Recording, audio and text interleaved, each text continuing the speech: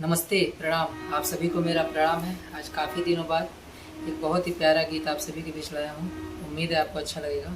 दो लाइन सुनाता हूँ।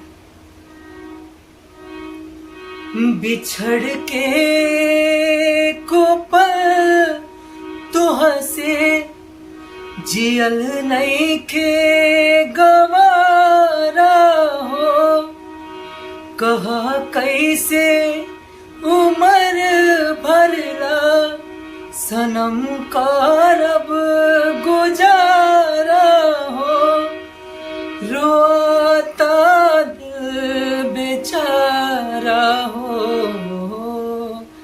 होई प्यार न दोबारा हो, होई प्यार न दोबारा हो, होई प्यार न दोबारा हो। फिर दिल के ई बगिया अब कबो आबाद ना होई, सिवा तोहरा रहे ना प्यार कबो तोहरा बाद ना होई।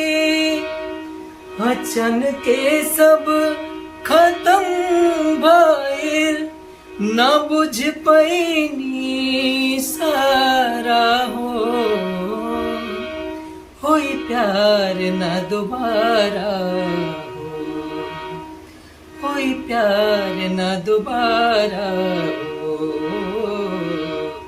होई प्यार न दोबारा हो। उम्मीद है आपको अच्छा लगा होगा। अगर अच्छा लगा हो तो लाइक, कमेंट और शेयर जरूर करें और मेरे चैनल को सब्सक्राइब करना ना भूलें। राधे शर्मा ऑफिशियल। बाय।